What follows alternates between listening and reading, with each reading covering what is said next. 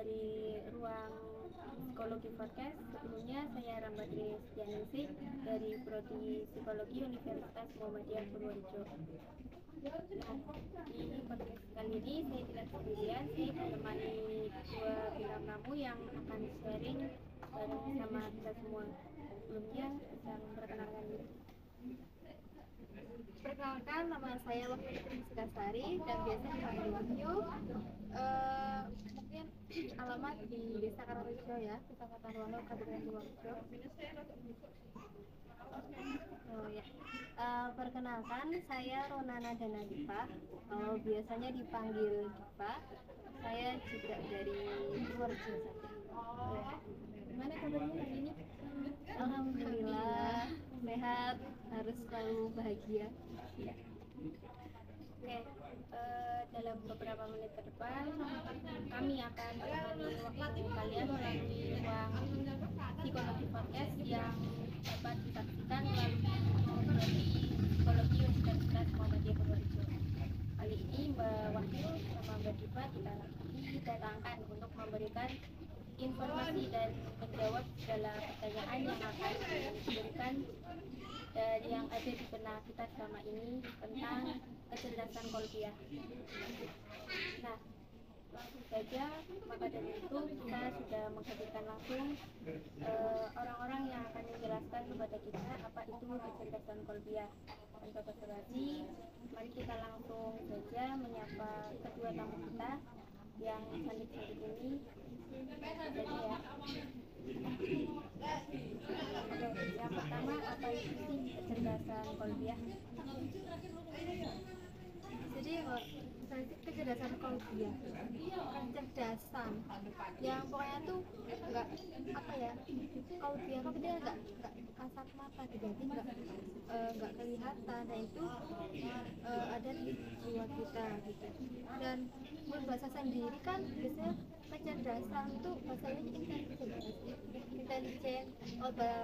Kalau yang cerdas, terus kalau yang apa namanya, kalau bukan hati ya, jadi terus kecerdasan hati dimaksud itu kecerdasan yang apa ya, mengoptimalkan ajaran-ajaran dari Islam yang nanti bisa membuat perilaku kita itu semakin lebih baik, semakin berkualitas dalam kehidupan tentunya seperti itu. Lalu bagaimana cara kita mengetahui bahwa pada Islam? Saya akan coba menjawab ya.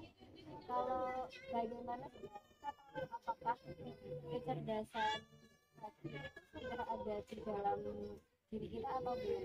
Kalau mungkin kecerdasan yang kita sering tahu, yang paling kita langsung pikirkan adalah kecerdasan misalnya ketika ada anak kecil mungkin usia 3 tahun misalnya, ketika dia diberi soal penjumlahan atau bahkan mungkin perkalian, kemudian dia bisa menjawab pertanyaan itu dengan cepat dan benar, nanti kita akan langsung kita berpikiran bahwa anak itu cerdas ya. Ya memang ya anak itu cerdas, tapi mungkin kita melupakan kecerdasan itu tidak hanya kecerdasan dari akal gitu ya, ada yang dari hati. Nah, cirinya adalah ketika kecerdasan hati, kecerdasan akal itu kita merasa itu seimbang, sehingga ketika kita mau menentukan sebuah pilihan itu kita menyeimbangkan antara kecerdasan dari akal, dari otak, dan juga pertimbangan dari kecerdasan hati. Itu. Lalu yang selanjutnya ada klasifikasi yang dilakukan dengan adanya kecerdasan kolbiah. Kalau berarti yang dihasilkan dari ketika kita sudah memiliki kecerdasan kolbiah, ya itu tadi seperti mungkin hampir sama seperti pertanyaan yang kedua itu tadi. Jadi yang akan dihasilkan adalah pemikiran atau keputusan yang kita putuskan itu seimbang.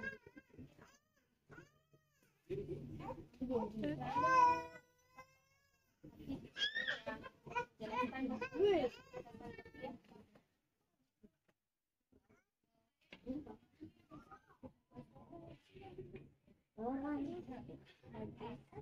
kalau apa ya ini Mbak,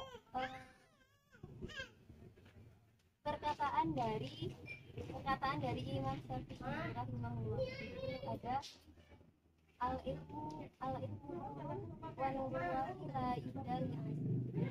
Ilmu itu adalah cahaya, dan cahaya itu untuk orang-orang bermaksiat. Jadi hubungannya dengan kecerdasan ya. Kecerdasan itu kan kait erat hubungannya dengan ilmu. Jadi itu tidak bisa dipisahkan ya. Namanya cerdas itu adalah dari ilmu gitu kan ya. Jadi Allah itu memberikan ilmu kepada manusia, bahwasanya setiap manusia itu memiliki potensi kecerdasan gitu. Jadi semua manusia itu cerdas bagi yang mau menggali potensi itu. Juga kalau kita lihat dalam perspektif Al-Quran, itu di Al-Quran itu banyak sekali ayat-ayat yang diakhiri dengan misalnya la'allakum ta'qilun, afala ta'qilun, afala yatafakkarun ya Mbak ya. Ya. Di akhir-akhir ayat, potongan-potongan ayat diakhiri dengan kata seperti tatafakkarun, ta'qilun, ta'lamun, dan itu kaitannya adalah term dari pengetahuan gitu. Jadi Allah di Al-Quran itu sudah menyeru kepada manusia tuh kita tuh untuk senantiasa berpikir ketika kita melakukan apa saja. Maka itu tadi dalam agama Islam kecerdasan kemudian ilmu itu memang ada gitu. Oke, yang berikutnya apa sih macam-macam dari kecerdasan kolbiah itu sendiri, atau hanya ada kecerdasan kolbiah saja atau ada macam-macam lain? Kecerdasan kolbiah itu ada beberapa macam. Ada 5 ada beberapa. Kenapa ini? Biasa ya. Ya pada pendidikan gitu kan. Terus ada kecerdasan emosi gitu. Pokoknya Dek, nih. ada orang Dek. yang benar sampai yang keliru, tua dan ada kita namanya kecerdasan agama. Bagaimana sih kita bisa meningkatkan kualitas kita dalam beragama, belajar kan, apalagi pas ini kan kita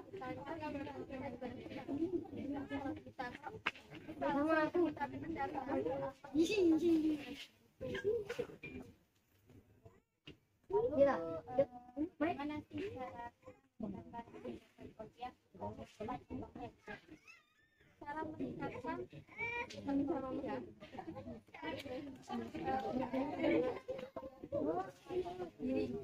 makanya contohnya di masa tadi dicontohkan kolbiah itu adalah yang sebelum tidur kita bisa di masa tadi apa hal-hal yang itu pokoknya jangan sampai terulang kembali dari tadi yang kita bisa dengan banyak berpikir, banyak selawat, apa namanya ibadah, satu ibadah yang ringan di mulut tetapi ketika ditimbang amalnya itu sangat berat sedikit. Terus juga kebanyakan doa, karena doa itu kan juga apa namanya salah satu data yang ya bagi Islam, dan doa itu kan gratis kan enggak. Kamu kalau doa harus bayar 50.000 kan enggak gitu. Makanya minta sama Allah benar-benar apa yang dipesan dan khawatir mesti Allah kan mengabulkan doa walaupun entah itu doanya dikabulkan sekarang atau yang akan datang atau bisa diganti. Oke, untuk pertanyaan yang terakhir nih, apa sih doktrin dalam hal agama itu termasuk kecerdasan spiritual atau tidak? Doktrin dalam hal agama ya. Kalau doktrin itu kan kita kayak memaksa ya, memberikan tentang sesuatu, terus kita menuntut orang itu untuk percaya dengan sesuatu itu kan.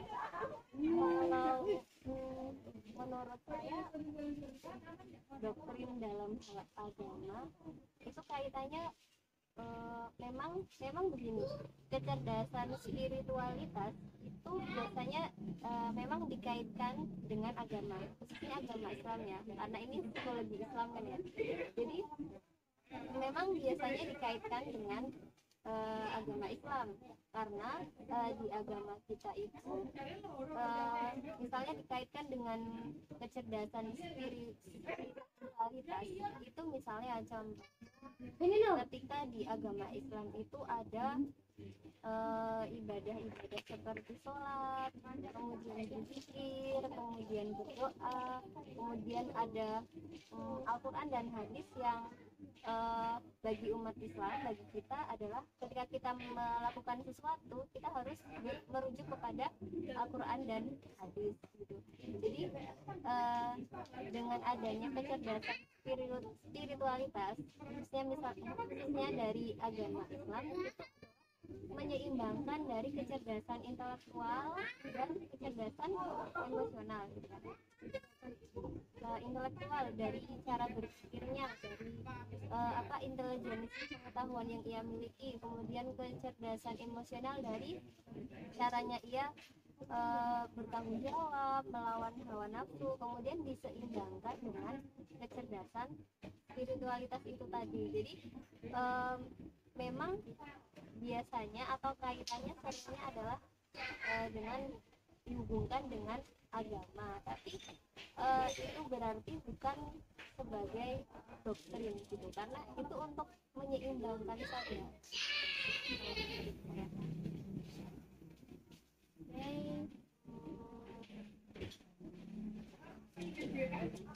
Ya, itu tadi jelas tentang obrolan kita dengan Mbak Wahyu dan Mbak Diva ya, tentang kecerdasan kuliah. Dari obrolan kita kali ini dapat disimpulkan atau hal yang dapat kita pelajari adalah bahwa kecerdasan kuliah itu merupakan kecerdasan diri, kemampuan dalam memahami suatu secara cepat ya Mbak, dan kecerdasan kolbiah itu ada beberapa macam teman-teman, sama saja kecerdasan intelektual, emosional, moral, terus kecerdasan kolbu dan kecerdasan spiritual. Kita juga bisa meningkatkan kecerdasan kolbiah dengan cara bermuhasabah diri, mengenal diri dan merasakan kehadiran Allah dalam setiap melakukan tindakan. Oh ya teman-teman, jangan lupa buat follow akun media sosial kami, yaitu @simapsi_UM_Purworejo dan YouTube Prodi Psikologi Universitas Muhammadiyah Purworejo untuk mendapat pengetahuan dan mengetahui perkembangan yang ada serta menjalin silaturahmi. Saya rasa cukup sekian bincang-bincang saya dengan Mbak Wahyu dan Mbak Diva di ruang psikologi podcast pada hari ini. Apabila ada salah kata, kami mohon maaf. Saya Rahmati Dianuti dan saya Diva, saya Wahyu, dan tim yang bertugas pamit undur diri. Assalamualaikum warahmatullahi wabarakatuh.